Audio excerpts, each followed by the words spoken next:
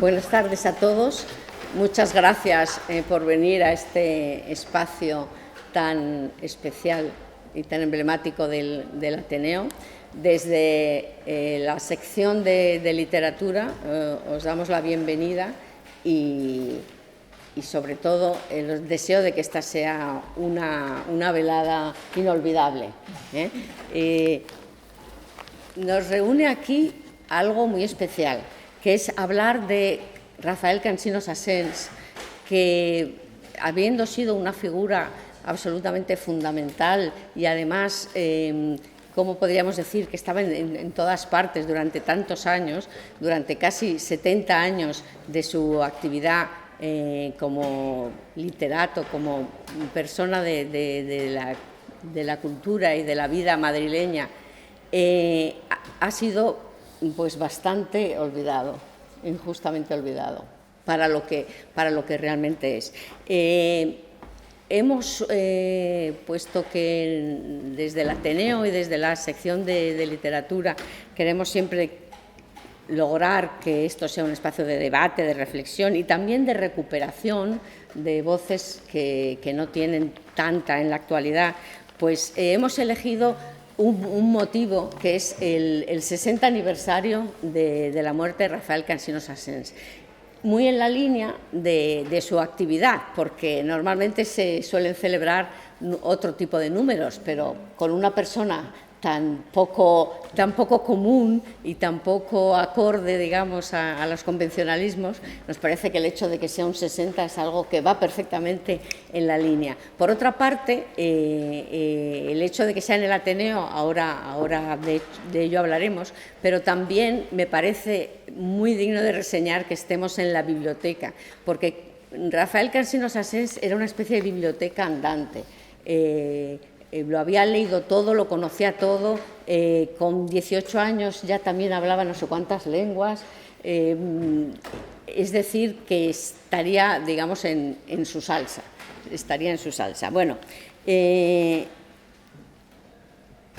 ahora vamos a contar además con tres personas muy especiales. La primera persona que va a intervenir es realmente excepcional, puesto que es Rafael Manuel Cansinos, que es el hijo de Rafael Cansinos Asens, que es que esta cosa de decir lo ha conocido, no tantos años desgraciadamente, imagino, para lo que te hubiera gustado, pero bueno, no siempre uno tiene la oportunidad de contar con alguien con una relación tan directa.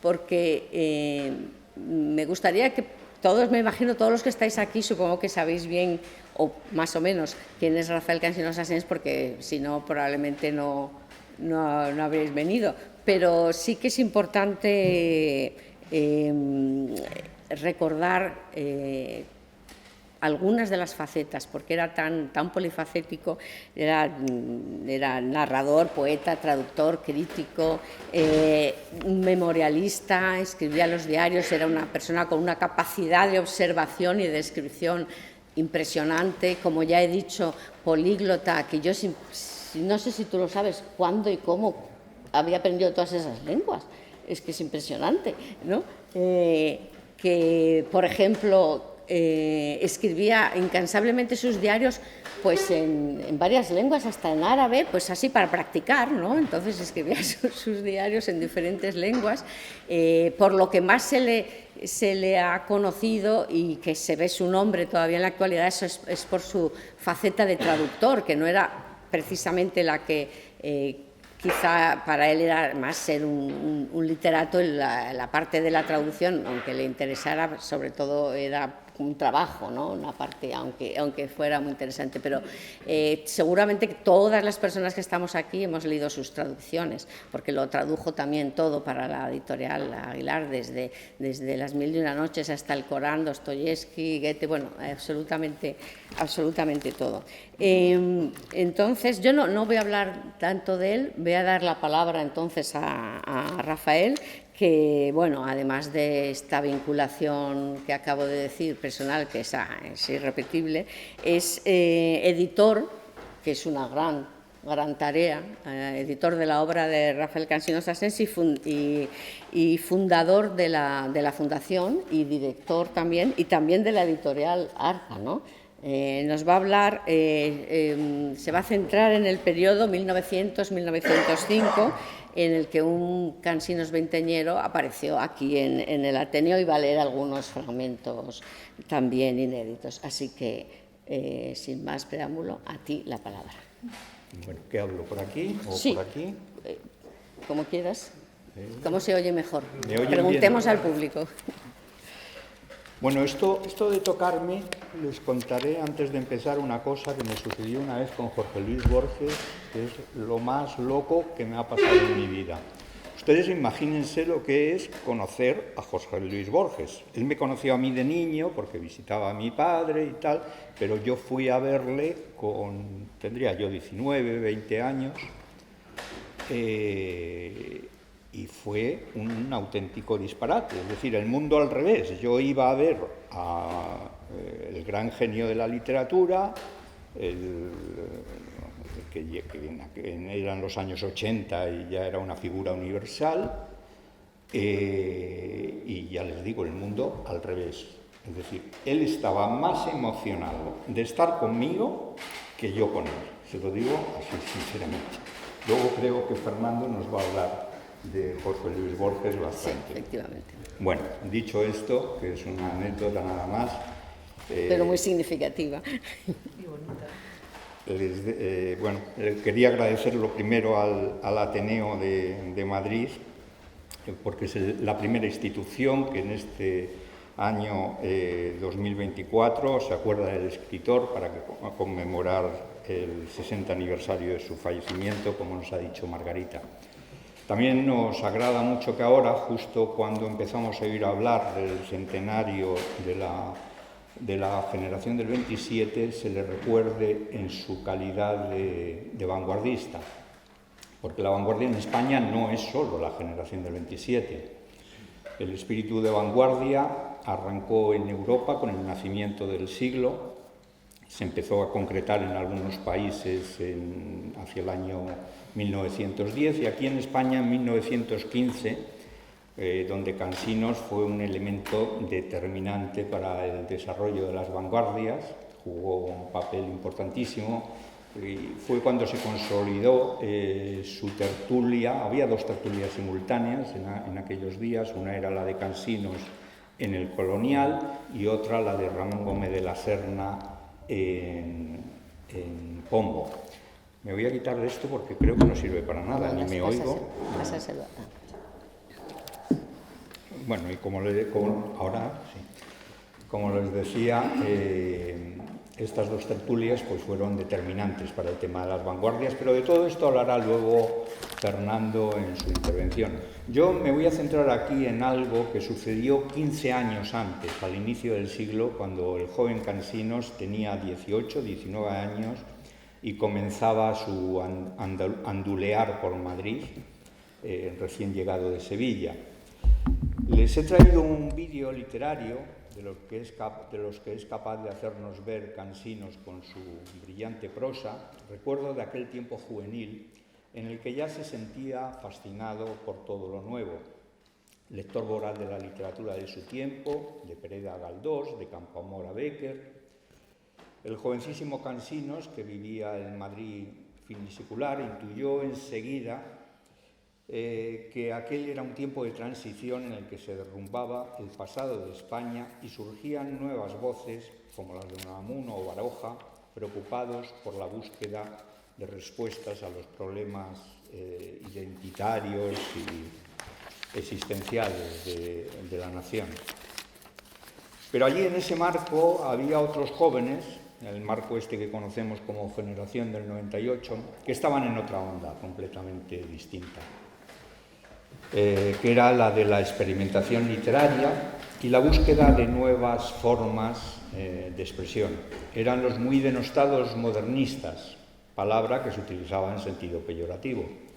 Y el joven Rafael Cansino, que era como se llamaba entonces, que se había dejado una larga melena, andaba en la localización de estos modernistas cosa que no era fácil, porque en aquel tiempo los modernistas no se reunían en los cafés, sino que lo hacían en domicilios particulares, como el de Francisco Villaspesa o el de los hermanos Machado, o en el hospital en el que estaba ingresado Juan Ramón Jiménez, el famoso Sanatorio del Rosario, que tuvo un papel fundamental en el modernismo. Así encontramos a Cansinos, como nos cuenta en su novela inédita, que se llama Literato, de las que le voy a leer ahora unos fragmentos, en La puerta del Ateneo, donde entra por primera vez en esta casa con su afán de conectar con los modernistas. Había ido allí con su amigo Manuel Molano, un rico extremeño bohemio que estaba dilapidando en Madrid su fortuna. Y escribe Cansinos: las amistades le entraban como los amores, que lo borran todo. Era como un novio de sus amigos. Entramos al Ateneo y rápidamente se formó corro en torno a Manolo.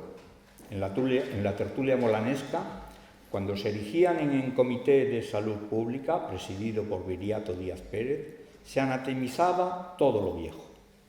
Eso es, decía Viriato, tienen razón los modernistas. Los viejos idiotas, como Chegaray, deben morirse. Cervantes es también un viejo idiota, como dice Valle. Aquí nos aclara Cansinos que Viriato llamaba a Valle Inclán sencillamente Valle. Y continúa Viriato: ahora andan ahí preocupados en el Ateneo, con eso del certamen del Quijote, como si se tratara de algo grande, cuando todo el mundo sabe que el Quijote es un libro decadente, escrito por un viejo decrépito e hidrópico. ¡Bravo, bravo!, se oía al corro. ¡Qué bien tiraba a dar aquel Viriato! Por algo solía utilizar el seudónimo de Domine Cerbatana.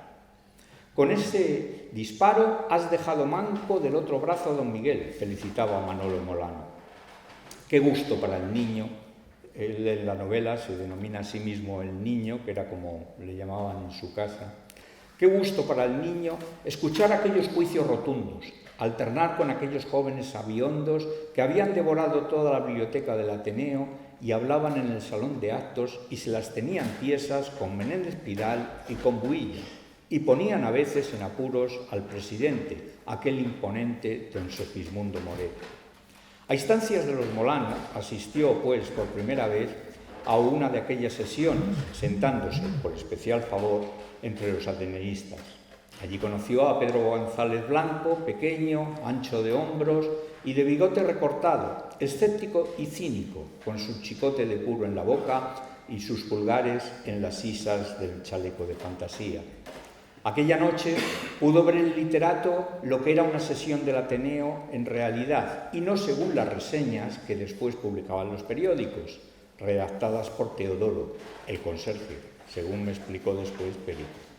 Aquello era una juerga, un choteo, una corrida de toros, una sesión del Congreso, una noche de estreno, lo que era entonces toda la vida pública española. Los jóvenes que acaudillaba Pedro González Blanco iban al Ateneo a pasar el rato, a tomar café más barato que en los cafés, a discutir y alborotar en la cacharrería, a llevarse libros de la biblioteca o el papel para escribir a sus amistades con el membrete de la docta casa, porque ser ateneísta daba postín. Había quien ponía el título en las tarjetas. Y también a molestar a los viejos en todas sus formas. Ser ateneísta daba importancia, era algo así como ser socio de la Peña o diputado, confería título de intelectual y era además un negoción, le explicaba Perico al literato con cinismo achulapado y simpático. Allí se salvaba uno de la casa de huéspedes, allí se conocían tipos interesantes, provincianos, sableables. Y en verano, qué siestas tan apacibles y frailunas podían echarse en aquellas butacas de mimbre, en los pasillos penumbrosos, con la comodidad de no tener más que apretar un timbre eléctrico para que le trajesen a uno un vaso de agua helada. ¿Por qué no se hace usted socio del Ateneo?, díjole aquella noche Perico al literato. Y como éste balbuceara pensando en los 5 duros de la cuota de entrada y el duro mensual, aquel le dijo: «Bah, no se preocupe usted, si aquí nadie paga. Más que los imbéciles con dinero, como Daza, ese cerdo que ve usted ahí, en esa butaca, medio enterrado en periódicos, que no lee, aunque él hace que lee. Hola, Daza, te he conocido por los pies. Como no se te ve la tripa, digo la cara. El aludido refunfuñó un gruñido de cerdo, dejando ver su cara congestionada, apoplética. Pedro pasó de largo. Pues sí, aquí solo pagan esos asnos de Apuleyo. Nosotros, los intelectuales, no pagamos. Estaría bueno. Tenga usted un poco de desparpajo y nada más. Aquí, en este país, todo es cuestión de tener desparpajo y de vestir bien. Eso sí, el niño tuvo una sensación bochornosa de sí mismo, de su gabán cómicamente corto y de sus botas recompuestas. Ya ve usted cómo me muevo yo por aquí, y lo pudo ver aquella noche. Desde su sitio estratégico, Pedro González Blanco dirigía su claque de intelectuales.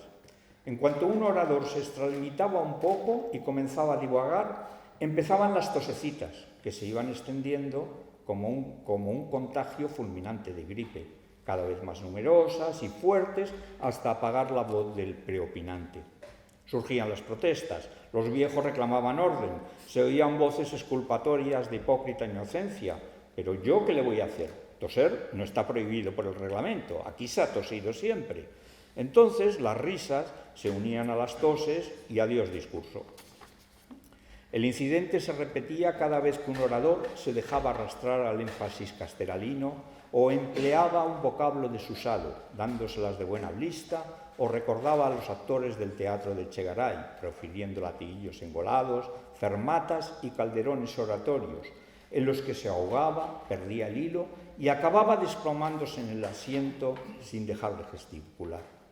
Ovejero era uno de ellos, y qué cómico resultaba, en verdad, ver a aquel hombre chiquito y gordo empinarse, manotear como un demente, gritar hasta quedar afónico, citando a Ibsen, a Lombroso, a Nietzsche, a Comte, a Confucio, a todo lo citable, hasta caer al fin, por no poder más, con los lentes cegados por los cabellos como el Cristo de Velázquez.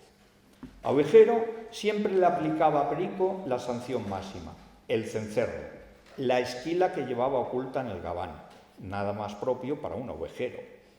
Como en el Congreso, había allí también los interruptores profesionales, como Rodríguez Soriano, atentos al menor lapso del orador para rectificarle. Querrá usted decir arrogar, no abrogar, amigo. Y luego estaban los que aturullaban al orador, preguntándole de pronto si ha leído usted a Kamelowski. Pues en la biblioteca puede ver sus obras. Ah, si hubiera usted leído a Kamelowski, no hablaría de ese modo. También los que hacían eco de bajo profundo a los de los oradores elegíacos, estilo zaonero, los que se levantaban en su asiento para decir con toda seriedad, Rafael Urbano era uno de ellos, con toda la efusión de mi alma, me adhiero a las palabras del orador, que aún me convencería más si se afeitara la barba. Y había, por fin, los que tomaban la palabra para hacer obstrucción, como en el Congreso, y se estaban hablando en camelo y soltando reóforos hasta que los señores serios, esos del permítame el orador, tenga la bondad de repetir, que no lo he entendido bien, comprendían que se trataba de una broma. Se divierte uno aquí más que en la cuarta de Apolo, decía Pedro González Blanco. Hay que ver la rabieta que se ha llevado ese pobre zaonero. No se moleste usted, don José, cosas de jóvenes. Pero qué juventud la de hoy en día, rezongaba el viejo zagonero, contrayendo su cara fofa y agujereada de viruela, de barrillos, como una esponja vieja. No tienen ni ideales, sin fe, sin moral, modernistas. Ahí se sobresaltó el niño. ¿Habría encontrado por fin a un verdadero modernista? Qué emoción la suya cuando interpeló a Perico. Pero entonces, ¿ustedes son los modernistas?, preguntó ávidamente. Sin embargo, Perico, muy serio, le respondió: le ruego haga el favor de no confundirme con esos majaderos de nuevo cuño, que cantan princesas liliales y se alimentan de nenúfares. Así andan ellos.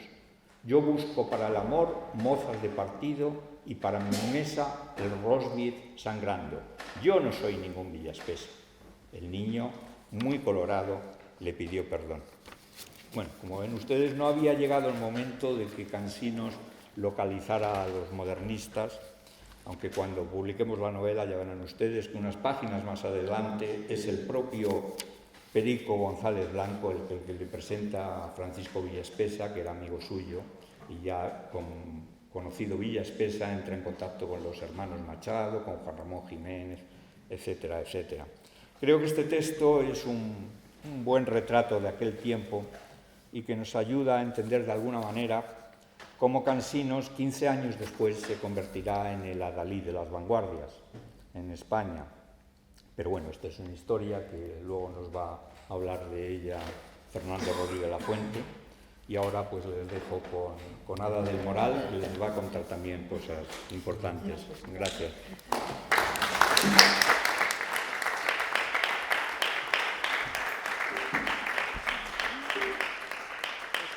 Muchas gracias, Rafa. Bueno, estamos honradísimos de esta primicia. ¿Cuándo se va a publicar? Hay tantas cosas por delante. Esa es una pregunta de claro, esas. Y felices por haber oído el nombre de José Zahonero, miembro de la Gente Nueva, o sea, que falleció en 1900. Por supuesto, lo he leído, el zigzag de Zahonero. O sea, y le faltaba un ojo además. O sea, era. Y luego acabó siendo, era de los comecuras y luego acabó volviendo otra vez al catolicismo. O sea, que es muy.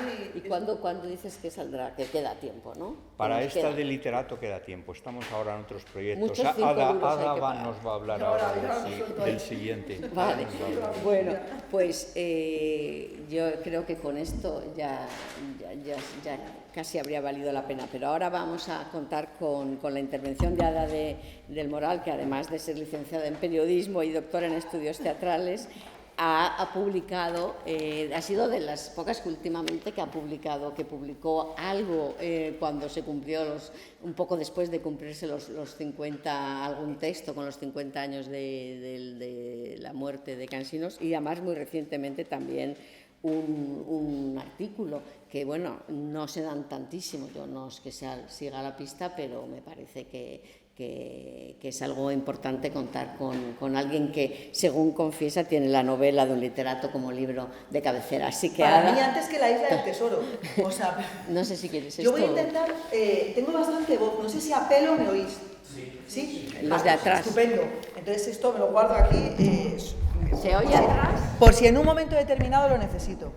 Pues vamos a ver, cuando digo que la novela de un literato la tengo como libro de cabecera, incluso antes que La Isla del Tesoro, se debe a una razón, y es porque Cansinos hay algo que le ha enseñado a mucha gente, y es el precio de la independencia y lo a gusto que se está pagándolo, ¿no? Entonces, bueno, yo quería hablar en torno a Cansinos, al que me voy a empezar a referir ahora como el poeta de los 1000 años, rico en un tesoro de tiempo, que así es como se llama en el movimiento VP, que es una novela satírica donde retrata un poco su experiencia con las vanguardias. Quiero que os quedéis con la frase de rico en un tesoro de tiempo, porque va a ser, porque al final de la intervención vais a entender por qué lo hilo, ¿no?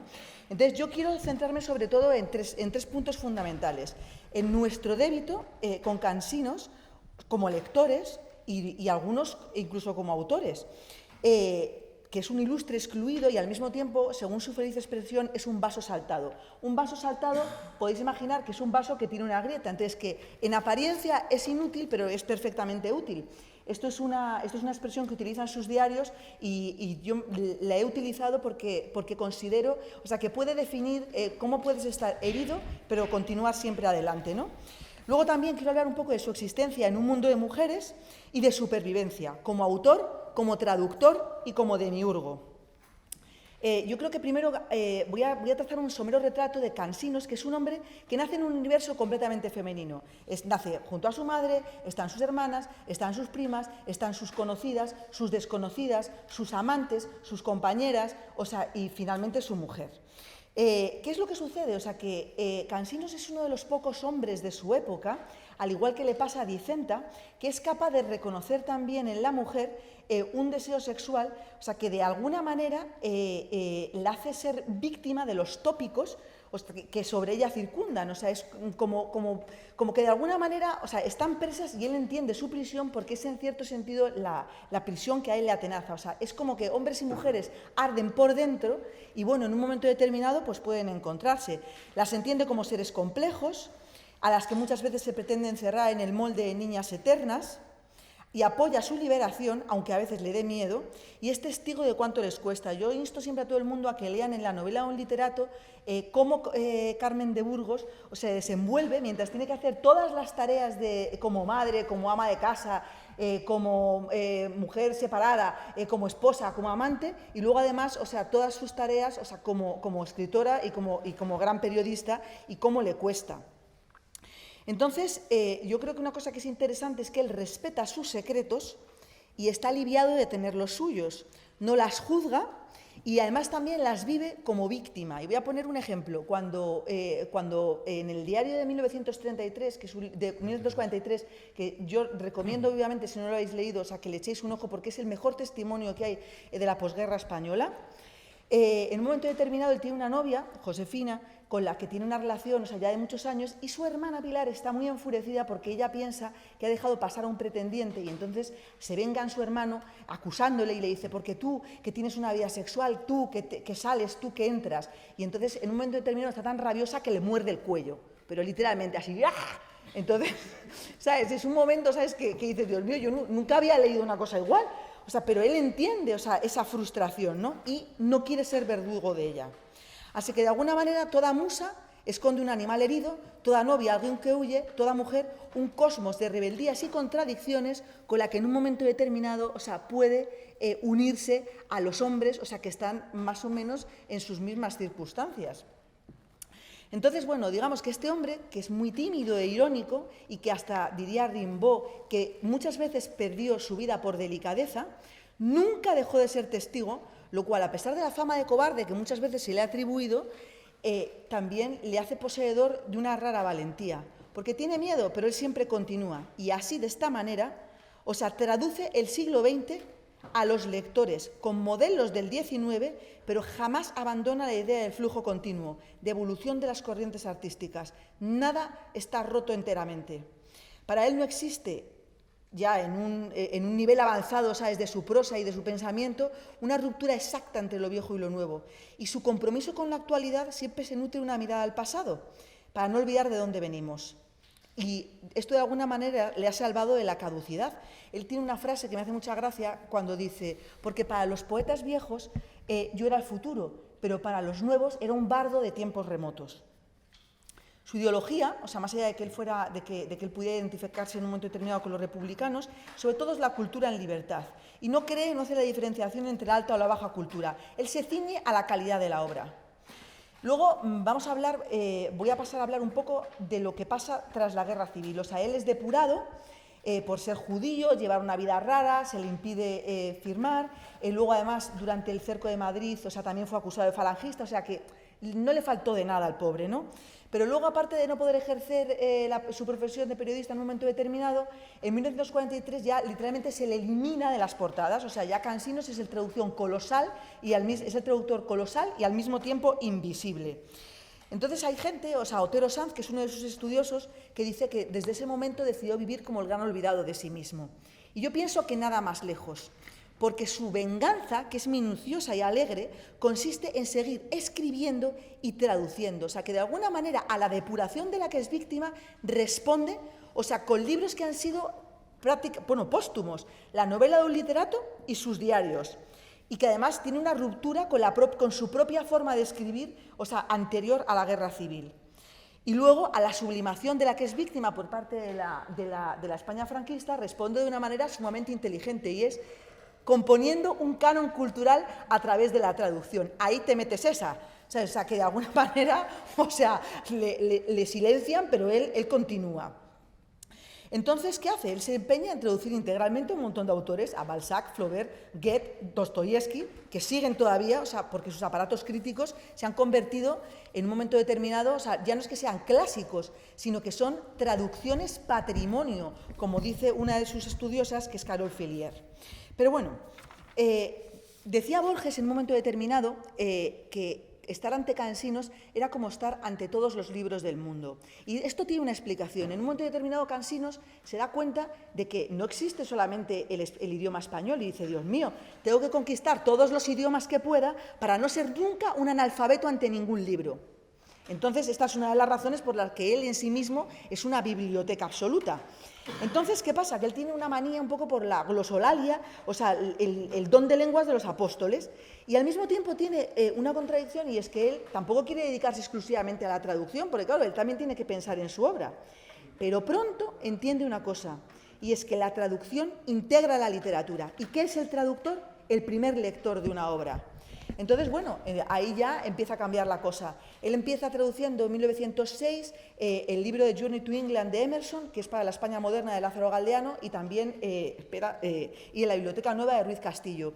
Él se da cuenta de una cosa cuando empieza con el libro de Emerson, y es que saber un idioma, en teoría, no significa poder traducir a ese autor. Y eso para él, o sea, es una gran revolución para sí mismo, que después le servirá para, en 1919, o sea, traducir al español la primera versión. Él traduce muchas versiones íntegras, las 1001 noches, o sea, también coge el Talmud, o sea, y hace su propia versión. Pero bueno, es interesante que hablemos en un momento determinado de la partida de dados de Mallarmé, porque se le ha acusado muchas veces a Cansinos de que si sus traducciones es que tienen errores lingüísticos, es que no es una traducción meramente dicha. Vamos a ver. O sea, no vamos a hablar de Cansinos desde el punto de vista lingüístico, filológico, etcétera, etcétera, sino de lo que es su traducción, o sea, como un proyecto cultural. Él hace algo mágico con una partida de dados. Él se da cuenta de que lo que pretende Mallarmé no va a ser posible hasta dentro de mucho tiempo, porque tipográficamente no es posible. Y luego, pues, porque ese poema es como una partitura. Y entonces, pues, de alguna manera, la mentalidad es como lo que decía Picasso: mis obras se entenderán dentro de 30 o 40 años. Pues bueno, Cansinos piensa que eso es lo que le va a pasar a la partida de dados de Mallarmé, y en cierto sentido a sí mismo. Entonces, hace un aparato estupendo, o sea, de lo que es ese poema, pero quiero deciros que hasta el año 2007 la partida de dados no se presenta como tal a los lectores, o sea, como tal como la programó su autor, ¿no? Bueno, entonces, ¿qué podemos decir? Que todos aquellos que en un momento determinado dicen que era un traductor armado con diccionarios, pues claro que sí, señores míos, existía Google, existía Zoom, o sea, muchas veces traducían como si fueran lenguas muertas, o sea, pero Cansinos tiene el plus de que él escribe, o sea, en su intimidad en varios idiomas, o sea, porque de alguna manera él monta la propia vida, o sea, de sus lenguas. Así que, bueno, ¿qué podemos decir? Que ahora forma parte, o sea, de la historia de la traducción de España y del diccionario histórico de la traducción, pero esto le importaría muchísimo menos que la realidad. Y es que hay muchísimas generaciones de hispanoparlantes ya, o sea, que le deben a Cansinos sus lecturas. Así que, de alguna manera, somos sus hijos, muchos de nosotros, o sea, que hemos empezado a leer a muchísimos autores, o sea, con sus obras, porque él siempre está allí y siempre está esperando hacernos un guiño. O sea, es, de alguna manera, pues es un demiurgo. Ya he comentado antes, cuando hablaba del poeta de los 1000 años que era rico en un tesoro de tiempo, o sea, que esto escondía un pequeño secreto, y es sí, o sea, porque quizás Cansinos no conociera el secreto de la popularidad, o sea, a lo mejor, o sea, no podía marcarse un bestseller a lo Pérez Reverte, pero sí sabía cómo sembrar la pervivencia. ¿Y eso cómo se consigue?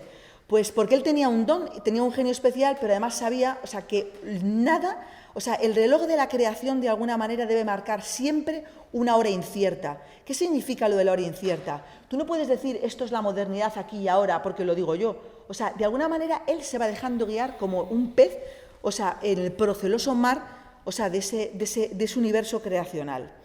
Pero aparte de eso, él ha contado ya desde hace bastante tiempo con un medium excepcional, que es Rafael Manuel, que además es un magnífico editor que ha aprendido de sí mismo, o sea, y de su padre, en un mundo como este que se desentiende por completo. Él ha cogido una antorcha, ha cogido un testigo, o sea, como hemos podido coger, o sea, muchos de aquellos, o sea, que podemos empeñarnos en algo que siempre nos dicen que no merece la pena, pero la única verdad es que el tiempo le va dando cada vez más la razón. ¿Cuál es la prueba?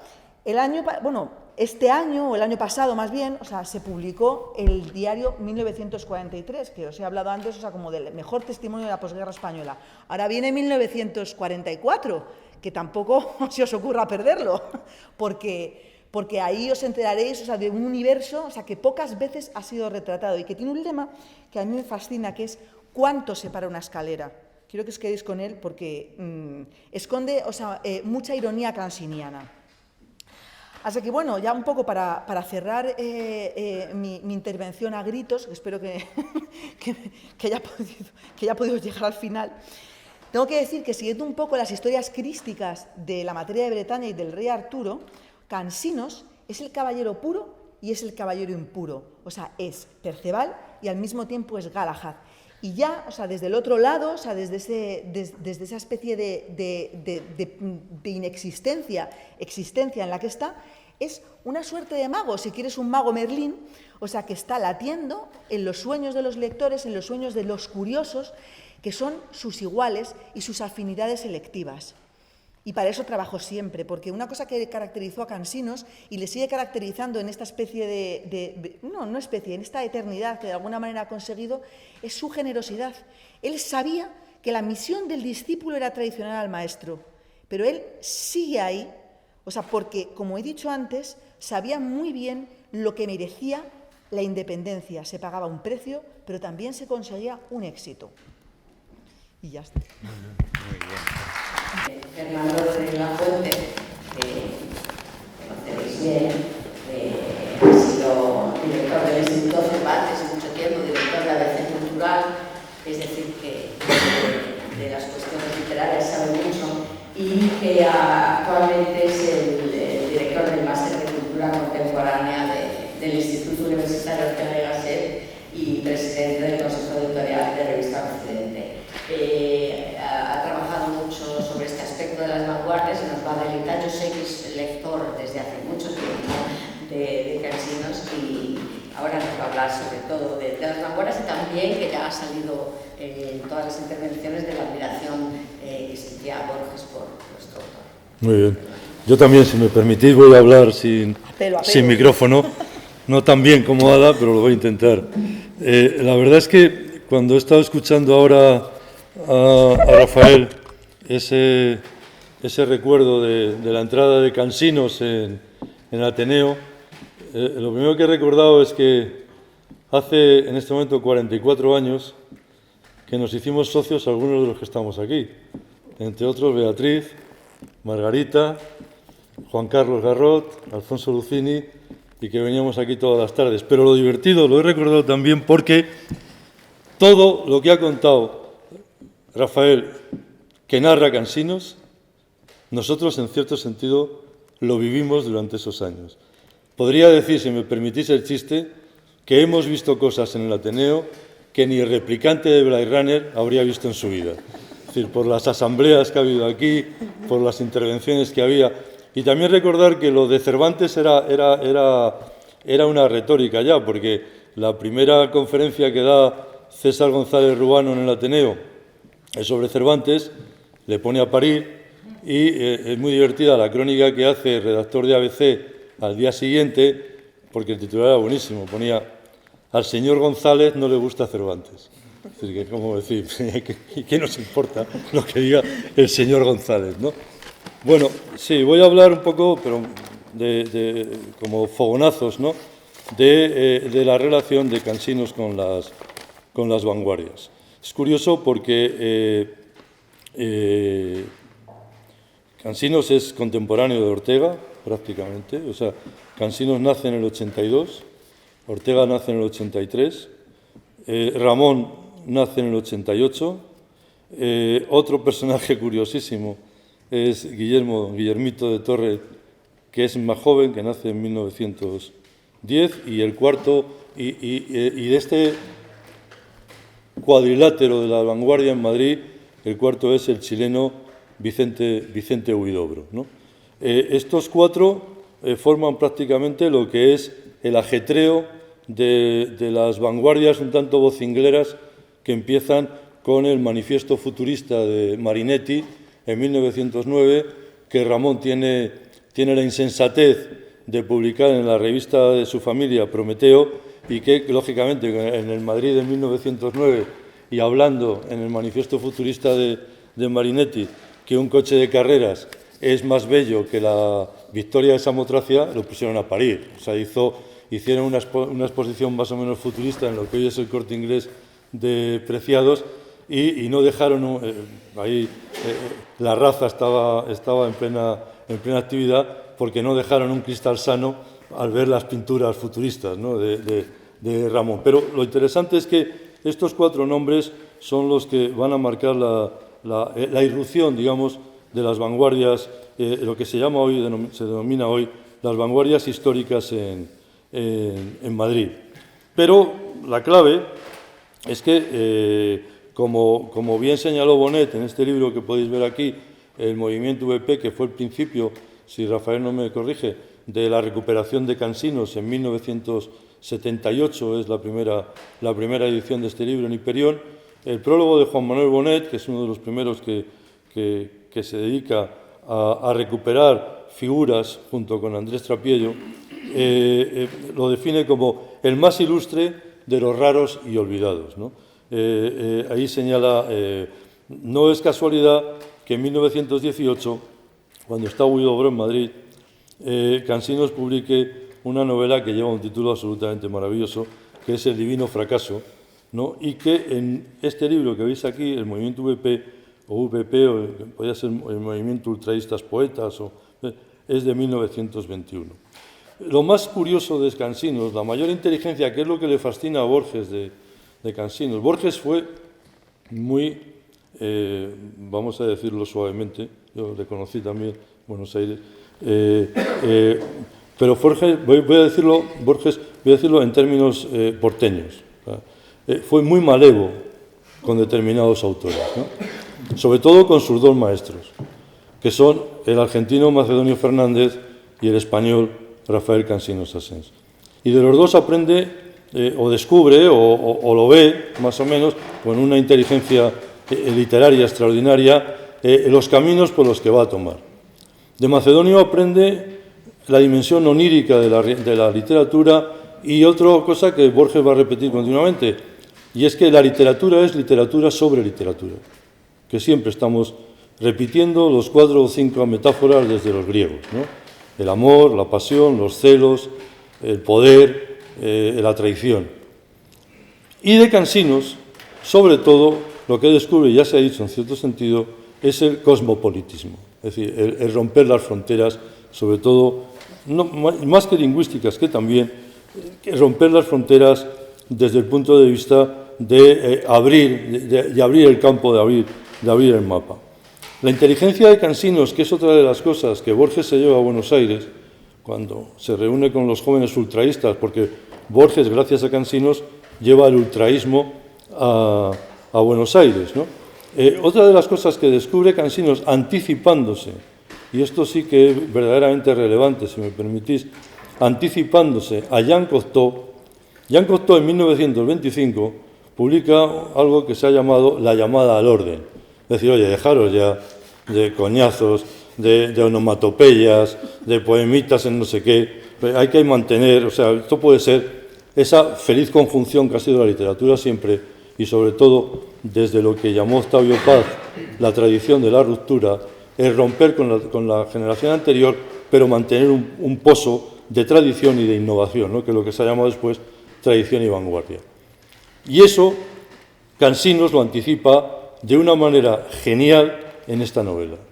Porque esta novela, lo mismo que Luces de Bohemia, es un ajuste de cuentas contra los modernistas, sobre todo contra los bohemios, contra los Pedros de Répide y demás, sobre todo basado en la figura, como sabéis, de Alejandro de Savoie, que una vez le había dado la mano Verlaine en París y no se la había vuelto a lavar desde entonces, porque esa figura y esa crónica brutal, terrible, de Valle sobre los modernistas, Cansinos la va a hacer sobre los ultraístas, a los que él mismo ha creado, lo cual tiene bastante más mérito desde el punto de vista de la autoironía. Borges llega a Madrid y va, por supuesto, a las dos grandes, lo ha dicho Rafael, a las 2 grandes, desde el punto de vista de los jóvenes, de los modernos, de lo que hoy serían los fashion, va a las 2 tertulias que el tipo se entera rápidamente, que es el Colonial de Rafael Cansinos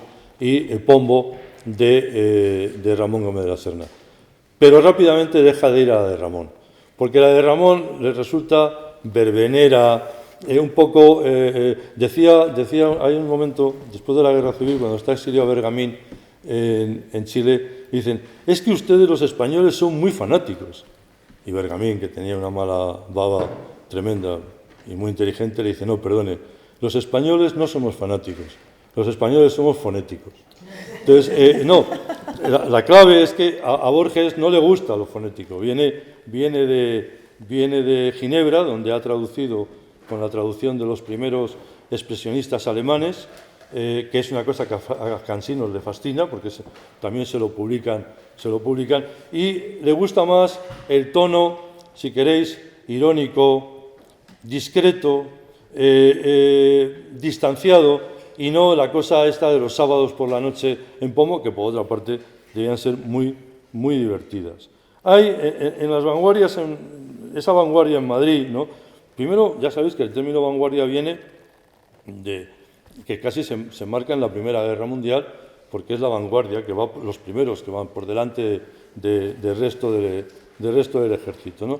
Pero las etapas aquí son muy sencillas, son 1909-1918, Ramón, Prometeo, 1918-1925, Cansinos, que es quien además en 1919 dirige Cervantes. Es curioso que las buenas revistas de los ultraístas tiene gracia que tengan unos títulos absolutamente clásicos, ¿no? Porque una se llama Grecia y la otra se llama Cervantes. Y hay otra revista incluso que le publican a Cansinos que se llaman Los Quijotes también, ¿no? Esa es la época del esplendor vanguardista de Cansinos, es 18-25. Como os digo, Cansinos se da cuenta de que esto no da más de sí, por mucho que Guillermito de Torre se empeñe, que era un poco pesado. Ahora se acaba de hacer un libro que os recomiendo de Guillermo de Torre, que ha hecho Domingo Ródenas de Moya, espléndido, pero lo que se publicó es la correspondencia entre 1916 y 1955, lo hizo Carlos García desde Hamburgo, de Cansinos y Guillermo de Torre, que no tiene desperdicio por lo que se dice en cada uno, ¿no? Pero ese Madrid de las vanguardias también coincide con algo, bueno, y después ya del 25 va a aparecer la generación del 27, que ha leído, Víctor García de la Concha tituló un buen artículo, trabajo, que llamaba La generación unipersonal de Gómez de la Serna. Se ha contado siempre que Gómez de la Serna ha sido un poco Ramón, el padre de la generación del 27. Pero tenemos que recuperarlo porque ese aviso, esa advertencia de ir hacia la tradición o de sacar de la tradición lo mejor que uno puede hacer, que es lo que va a hacer el 27, yo creo que tiene mucho que ver con Cansinos. Bastante más de lo que se ha estudiado. Y seguro que aquí hay alguien que quiere hacer una tesis doctoral sobre ello y se lo brindamos, ¿no?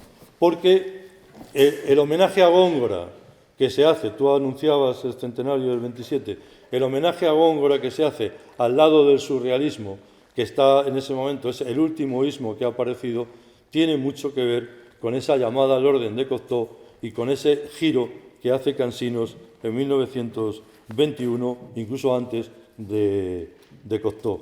Pero al mismo tiempo, él tiene dos libros importantes, porque él es un gran, ¿cómo deciros?, es un faro que está iluminando prácticamente, o que está iluminando los aspectos de la nueva literatura. Dos libros suyos, La nueva literatura, la evolución de la poesía, que lleva de 1917 a 1927, y La nueva literatura, la evolución de la novela, que es de la misma época. Claro, para contextualizarlo un poco muy brevemente, ese Madrid de las vanguardias, que podía ser de 1909, como os digo, a 1925, es el Madrid de la Edad de Plata, que estudió primero el historiador José María Jover, y que después quien acuñó más o menos el término con más éxito que el profesor Jover fue José Carlos Mayner, ¿no? Esa Edad de Plata, ¿por qué? Pues se ha llamado la Edad de Plata, en comparación un poco con la Edad de Oro, porque reúne no a tres, como me enseñó ahora cuando hicimos el centenario de Revista Occidente, como me enseñó Juan Manuel Bonet, ¿no? Me dijo, Fernando, no son tres generaciones, son cuatro generaciones las que hay entre 1898 y 1936. Todos ateneístas, por cierto. La generación del 98, la generación del 14, que es la de Ortega, Azaña, Pérez de Ayala, Marañón, la generación del 27 y la última, que era la que me señalaba Juan Manuel, y la generación del 36, entre los que están Miguel Hernández y Luis Rosales, que, por cierto, Miguel Hernández publica también en Revista Occidente. ¿Y cómo es, para contextualizar todo esto, cómo es ese Madrid? Pues lo voy a decir en palabras del historiador Juan Pablo Fusi. El despertar cultural de España en los primeros 30 años del siglo XX no fue una suma de casos aislados y ocasionales. La aparición de unas pocas personalidades extemporáneas, más o menos geniales, sino un hecho social de considerable entidad cuantitativa y cualitativa. Cansinos, vamos a situarnos en uno de los acontecimientos que él destaca de 1918. Estamos en el Café Colonial y para Cansinos el acontecimiento del año 1918 es la presencia de Huidobro y la describe así: el acontecimiento supremo del año literario que ahora termina, que ahora acaba, lo constituye el tránsito por esta corte del gran poeta chileno Vicente Huidobro, que a mediados de estío llegó a nosotros de regreso de París, donde pudo ver las grandes cosas de la guerra y alcanzar las últimas evoluciones literarias. Pocas líneas en nuestra prensa señalaron la estancia del original cantor, que retraído y de tal solo se comunicó con unos pocos, pero para anunciarles sus primicias nuevas. Y sin embargo, se recuerda a Madrid, fue el único acontecimiento literario del año, porque con él pasaron por nuestro meridiano las últimas tendencias estéticas del extranjero. Y él mismo asume la representación de una de ellas, no la menos interesante, el creacionismo, cuya paternidad compuso allí en París con otro singular poeta. Entonces, dice Pedro Reverdí, entonces los nombres se traducían, porque si leéis críticas en aquella época, en aquellos años, por ejemplo, En busca del tiempo perdido, se habla de Marcelo Proust. No se habla, entonces, es Pierre Reverdí, el autor de, entre otros, Les Ardois du Toit, y cuyo evangelio práctico recogió en su libro, que para Madrid tiene mucho impacto para estos jóvenes poetas, que es Horizon Carré. Y sigue: Huidobro nos traía primicias completamente nuevas, nuevos nombres, obras nuevas, un ultramodernismo. Es importante esto porque de ahí va a sacar Cansinos lo de ultraísmo, de esta primera entrega que hace sobre Huidobro. De estos coloquios familiares, una virtud de renovación trascendente a nuestra lírica. Y un día, quizá no lejano, muchos matices nuevos de libros futuros habría de referirse a las exhortaciones apostólicas de Huidobro que trajo el verbo nuevo, porque su estancia aquí, de julio a noviembre, en que tornó a su patria chilena, los poetas más jóvenes le rodearon y de él aprendieron otros números musicales y otros modos de percibir la belleza. ¿Quiénes son? Xavier Bóveda, Rogelio Buendía, Rafael Lasso de la Vega, Eugenio Montes, José Ciria y Escalante, Adriano del Valle, Isaac del Bando Villar, Francisco Vigui o José Rivas Aspeneda. Es curioso porque lo mismo que Rubén Darío llega aquí y acaba con el romanticismo, es verdad que lo que está señalando Cansinos es que Huidobro llega aquí y acaba, como bien señalaba también Rafael, con el modernismo, ¿no? Gerardo Diego. Yo comencé a conocer la poesía de Huidobro en enero de 1919. Antes solo algunos fragmentos aislados y referencias críticas de Cansinos, otra vez Cansinos. Y enseguida temor de sus últimos libros que me prestó Eugenio Montes, porque fijaros lo que pasa con los libros de Huidobro, que va a promocionar y promover Cansinos, hacían copias a mano, prácticamente como amanuenses, se pasaban unos los libros a otros. Otro personaje es Larrea, pero que va a publicar después. Y, está la revista Grecia en 1915. Os he hecho una relación porque es impresionante el papel de las revistas en la vida intelectual española e iberoamericana, que ha sido decisivo. Pero no solamente eso. Fijaros brevísimamente, Criterion en Inglaterra. The Egoist y English Review, The New Age, en el Reino Unido. 900 y Nuova Antología en Italia. Europage Review en Alemania. Book Review, Poetry, The Dia, The Little Review en Estados Unidos. Revista de Avance en Cuba. Proa, que es la que se lleva Borges a Buenos Aires. Martín Fierro y Sur en Argentina. Orfeu, Atena y Presenza en Portugal. Claxon en Brasil. Creación, Elipse, Caballo de Bastos en Chile. Proverbe, La Révolution surréaliste, Favorables Paris Poema, Minotaur y La Nouvelle Revue Française en Francia. Amauta en Perú. Mito en Colombia. Válvula en Venezuela. Ulises y Contemporáneos en México. Los Nuevos y La Cruz del Sur en Uruguay. Revista de Occidente y la Gaceta Literaria en España. Y solo en España, además de las dos que os he citado, Ultra en Madrid y Ultra en Oviedo. Carmen y Lola en Santander, por Gerardo Diego. Mediodía y Grecia, citadas en Sevilla.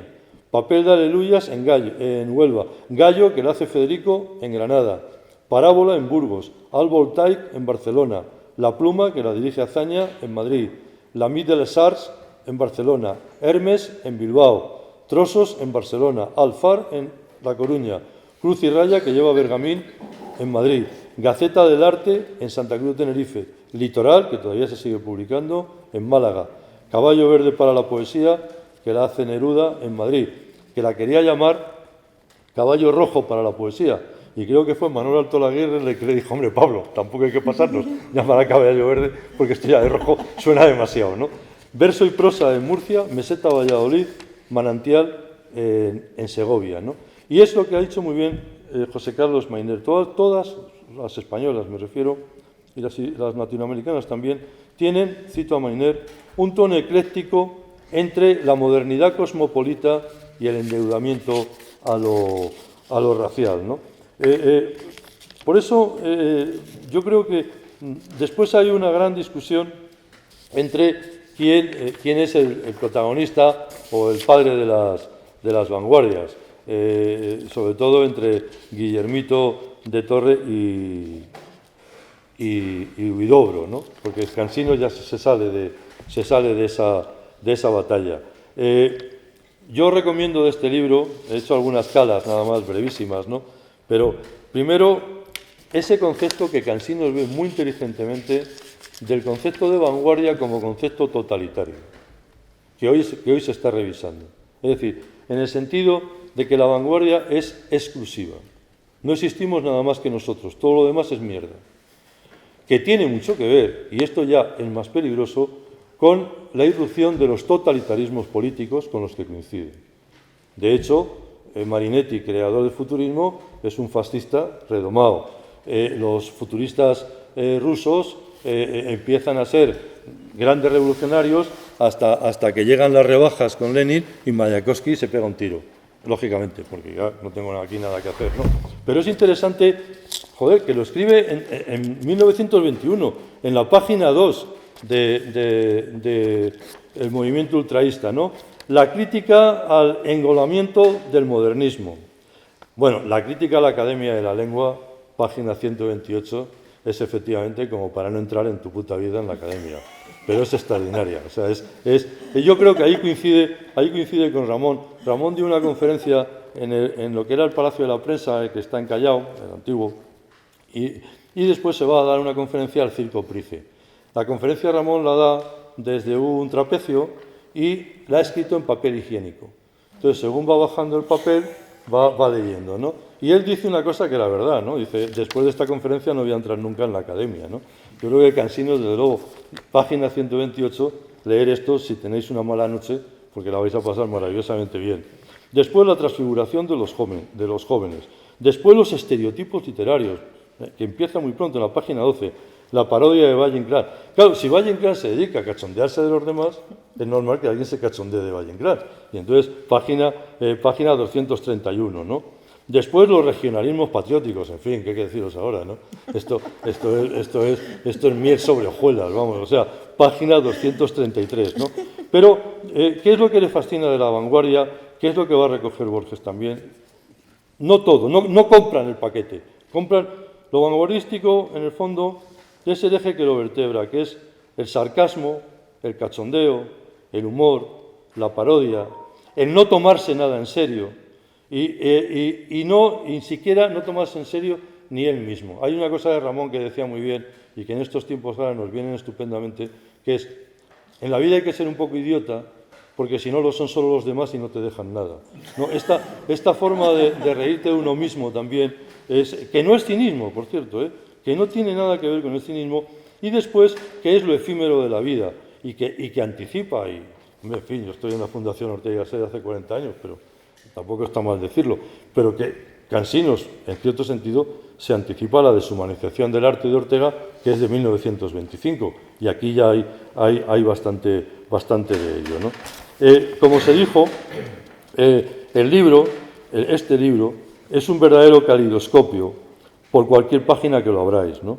Se puede comprobar que en él es más importante la trama, digamos, poética, o más que la trama poemática de estas imágenes, es más importante que lo que podía ser el hilo narrativo tradicional. Lo que viene casi del ubú rey, ¿no? Lo ubuesco de los sucesos vuelve verdadero el argumento. Y ya solamente para terminar, las semblanzas que se dan cada uno, que son maravillosas. Cansinos dice de Guillermito, bueno, Guillermo de Torre ya sabéis que se casó con la hermana de Borges, una estupenda pintora, Norat Borges, ¿no? Y Borges contaba muy bien, bueno, Borges no podía ver a su cuñado, pero esto es habitual en todas las familias, o sea que tampoco nos extrañemos, ¿no? Hay un momento, Borges se fue quedando ciego, Guillermito se fue quedando sordo, y hay un momento en Buenos Aires que un periodista con mala leche, conociendo la relación que tienen los dos cuñados, le pregunta, Borges, ¿cómo se lleva con su cuñado? Y dice, yo estupendamente, porque yo soy ciego y no le veo, y él es sordo y no me oye. Pero lo que decían entre ellos es, Guillermo de Torre, que fue un gran historiador de la literatura, el libro de Domingo Ródenas de Moya, lo recomiendo, está en anagrama, es espléndido, ¿no? Pero dice, Cansinos en la novela de un literato. Guillermo de Torre, Guillermito, que le conocían así, es un nuevo tipo de novel, ingenuo, candoroso y al mismo tiempo de una audacia y un aplomo invulnerable a desaires y burlas.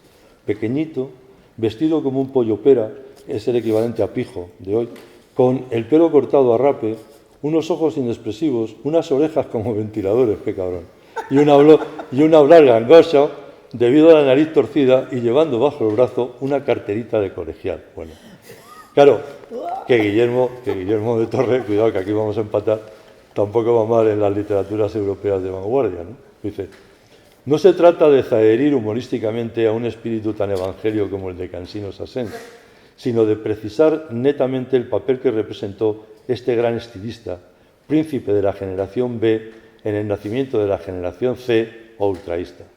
Terminaremos así la serie de apreciaciones equívocas y las batallas polémicas que a su lado o enfrente hemos mantenido durante estos años. La significación, el papel de Cansinos en los años ultraicos ha sido el de un promotor teórico, el de un inductor de entusiasmos, esto es muy importante, el de consejero de mayor edad, siempre, como bien ha dicho Ada también, siempre desde un lado marginal. Yo creo que, para terminar, Cansinos era de una personalidad, comparado con toda esta tropa, más sinuosa, elegante, distanciada y reticente, ¿no? Y forma parte en este momento de esa recuperación. El otro día Andrés Trapiello escribía muy bien que el libro que ha citado Ada, Madrid 1943, que yo reseñé en ABC Cultural, es, para conocer la posguerra en Madrid, muchísimo más importante literariamente que La Colmena. Y yo creo que con esto queda todo dicho. Muchísimas gracias.